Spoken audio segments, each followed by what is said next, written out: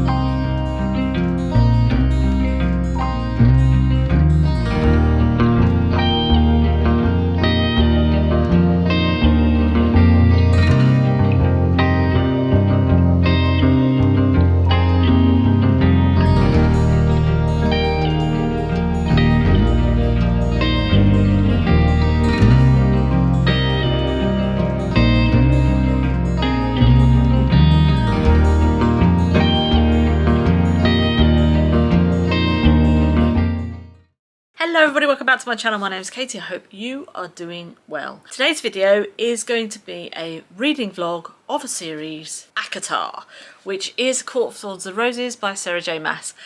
I have read this before. I read it when it first came out in 2015, and what I want to do is I want to have a reread of this. I'm going to do it with quite a few other series as well, but I want to have a reread of it and see if my opinion stays the same or has changed, because I've been reading a lot more books in the last 10 years. So I thought, why not go ahead and do a little bit of a reading vlog. Unfortunately, the first half of this video I accidentally deleted.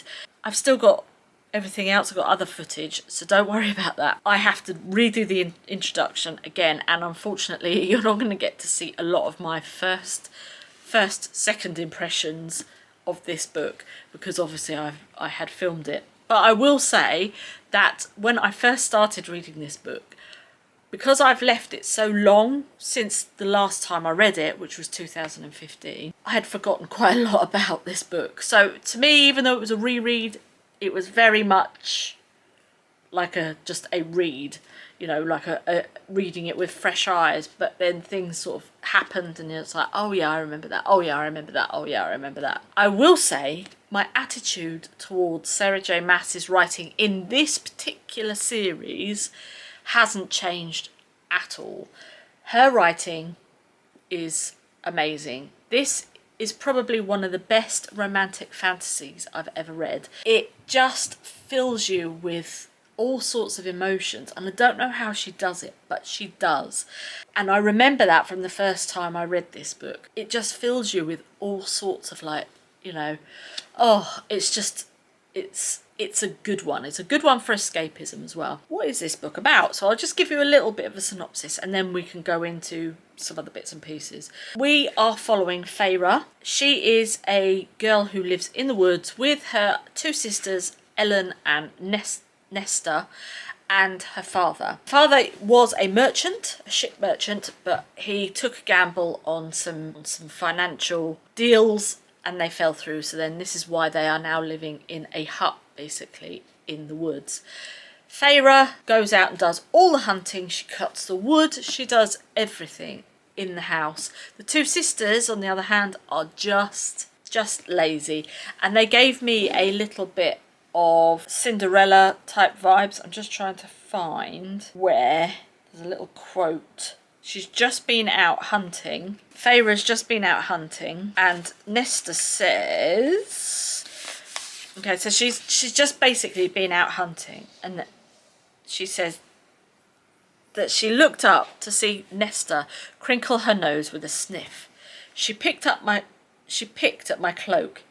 You stink like a pig covered in its own filth. Can't you at least try to pretend that you're not an ignorant peasant? And I wrote, what a bitch. She's just gone out and basically got your dinner and you're just basically being horrible to her. So that's where the Cinderella and the ugly sisters come in. You know, she's not being forced to, but the other two are just not going to go out and do the hunting, so she has to do it herself anyway. So that sort of made me giggle a little bit. But what we are sort of reading is it's based on a Beauty and the Beast retelling. So as I say, Farah goes out to do all the hunting. One day she goes out hunting and she clocks a wolf and sees the pelt on this wolf and thinks, do you know what, when I take that to market, that is going to be like, I'm going to get top dollar for that pelt. So she gets her bow and arrow and kills it. Little did she know that she has actually killed one of the high fae that live over the wall in the fairy realm. She didn't know this. She took the pelt off to the market, you know, and all that sort of thing. She gets back and there's this man at her house, basically says, right, we've got to settle a score with the treaty. You've killed one of my people. I'm either going to take you and you have to come and live with me, or I'm going to kill you. So she's like, well, what would I want to do? You know what I would do? I'd be like, yeah, take me, because then it means I don't have to hunt for this lot either. But so off she goes, and so she's in the tower, not in the tower, but in the house as Beauty and the Beast. So if you think about Disney's Beauty and the Beast, it's very similar to that. The high fae are cursed. They have to wear masks and they can't take these masks off. So there's that. And as I say, as I was reading the first bits of this book, everything was slowly coming back to me. But there are bits of this book that I'm just like, what? I don't remember that happening. But you'll see that later on in the vlog. But yeah, I've thoroughly enjoyed it. She, as I say, she moves to the house, and then I will recap when I come back after you've seen the rest of the vlog. Hello. Here's a question. Okay, obviously you know I'm reading this, but how can a story get under your skin so much? How? I've been annotating quite a bit now, and we have got to the point where Farah has to now go back to her home. Now, I read this when it first came out, and to be honest, I've forgotten a lot of it. So it's basically like, even though it's a reread, it's like reading a new book. And I don't remember her going home. I don't know why I don't remember her going home. Well, I don't remember her going back. So there you go. Oh well, what are you gonna do? But I tell you what, I don't think I felt like this about a book. I remember the feeling, I do remember the feeling of, I mean, you just feel so, your heart's a flutter and everything, isn't it? This book, I mean, Sarah J Maas really does know how to write a romance. And I'm not really a romance type of girl, but this is something else. So I'm nearly finished, and then I can get started on the next one. So I'm going to keep going with this. When I've finished, I shall do a little bit of a recap and then start the next one. So let's get going. I have obviously finished it, and as you can see, I have annotated the heck out of this. I thoroughly enjoyed it, and as I said earlier on, I don't remember her. I really cannot. It's really annoying. I cannot remember her going home or going back to her home in the book. If you have read this, you know what I'm talking about. If you haven't, then you'll have no idea.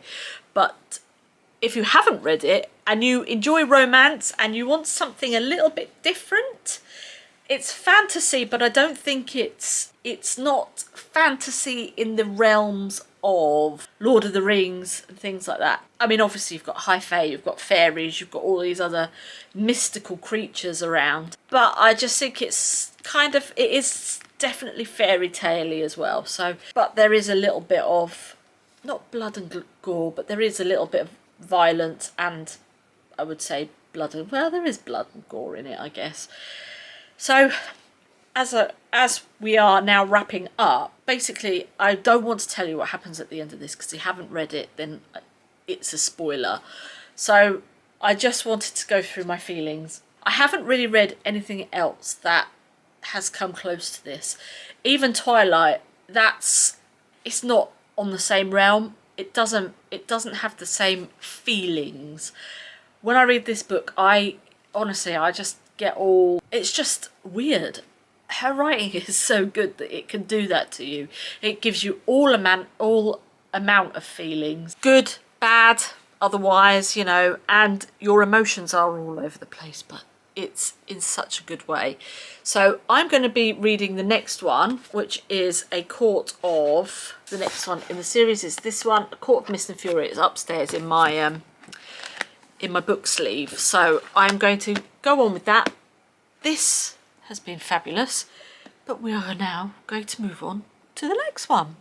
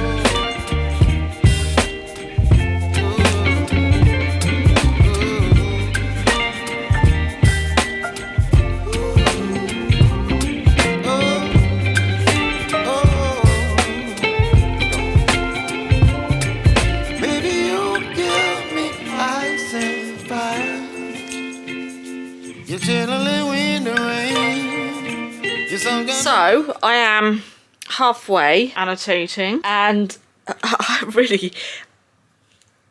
mean, this is obviously a little bit later than the Court of Thorns and Roses. I really can't remember half of this. I really can't. But anyway, thoroughly enjoying it. As I say, the Court of Thorns and Roses, obviously everyone's like Team Tamlin, yay, woo woo. But in this, Rhysand, woo woo. Tamlin becomes a little bit of a pest, shall we say. We're now sort of within the Night Court. So we're in the Night Court and we are trying to find out what's going to happen, whether there's going to be a war and whether they're going to get over the wall. So we have actually gone back to over the wall as well. They've gone over the wall and seen Nesta and Elaine, her sisters, and now they know that Feyre is a high fae. We've got that far. She's just trying to learn about her abilities and things like that. So obviously with what happened in the last book, she has acquired some other skills and powers, but she doesn't know how to use them or anything.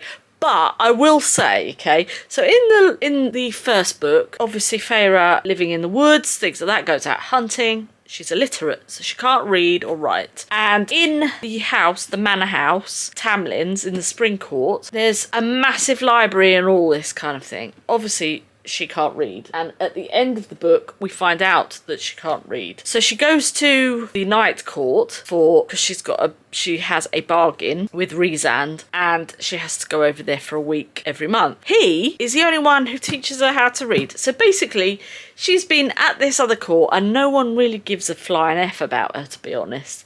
But she goes over to the Night Court and she is taught how to read, write, all of these sort of things. So at least these people care.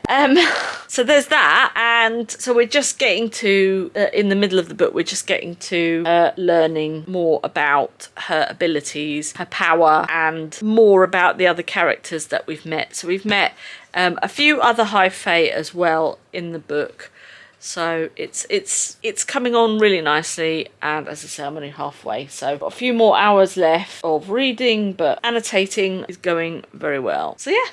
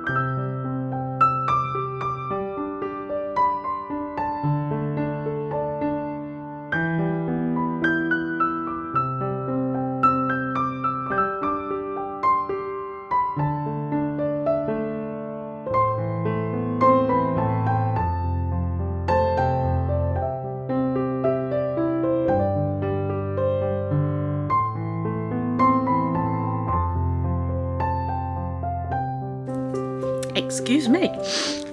I have cracked on. I've had a shower and everything. Had my dinner, and I have cracked on quite a bit with this book. I'm on chapter 43, about 420 odd pages in, and oh my god, it's steamy. Very good. I'm thoroughly enjoying it. I don't think I've ever read a book this quickly.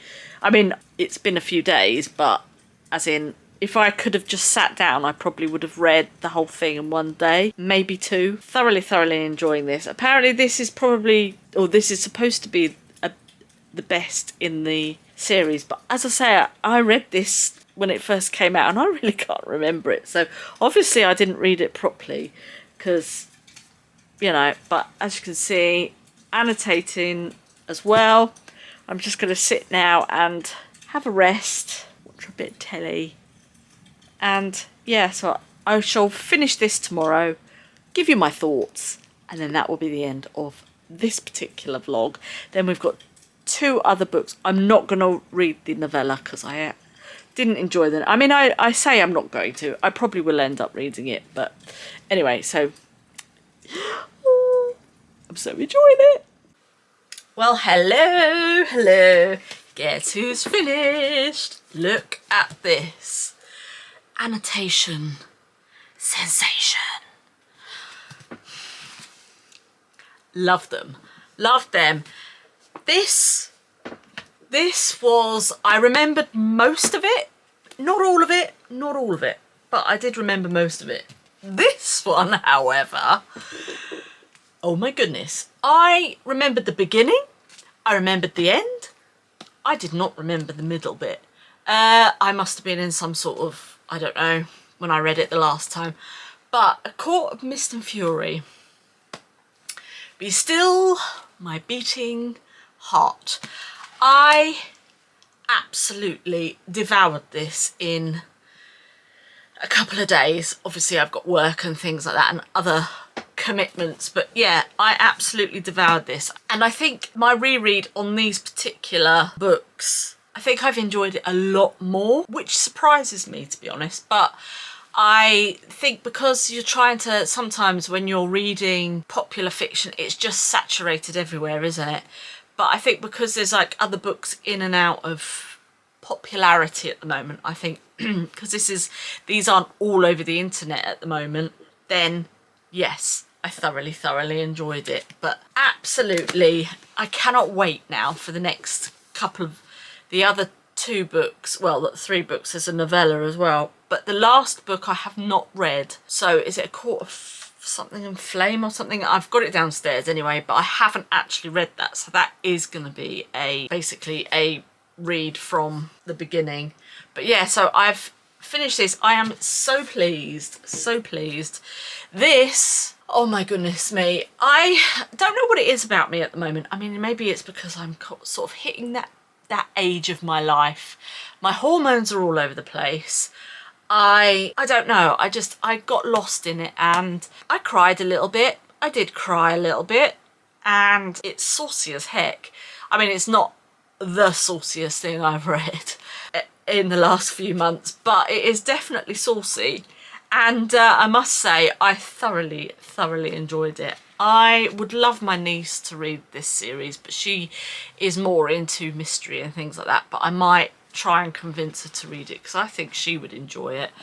But yeah, the way that Sarah J Maas writes is, yeah, I just don't know what it is. There's something about the way that she writes. And I mean, I'm, what, 45? And this, I would say, was young. It's not young adult. I would say it's new adult. So sort of like 20s and maybe a bit further up than that, but love it. If you want to get lost in something that's romantic, something that's got a little bit of magic, maybe a lot of magic, I don't know, depending on how you see things, adventure, then yeah, definitely. And I would say I definitely stan Feyre and Rhysand. It is Rhysand. And I'll show you, I haven't really got very far with colouring. That's what I ended up colouring. So I haven't really. Hopefully by the end of this series, then maybe I will have finished colouring that book. So I hope you enjoyed that. It was just a little bit of fun. I've got the other couple of books coming up. I'll probably get them read and upload that next month. So that's going to be a part 2. Thank you so much for watching. If you have read A Court of Thorns and Roses, ACOTAR series, then please let me know what you think in the comments below, and I will be down there chatting with you. So thank you so much for watching. You look after yourselves, you look after everybody else. The world is definitely your library, and I will see you on the next one. Have a great day. Bye.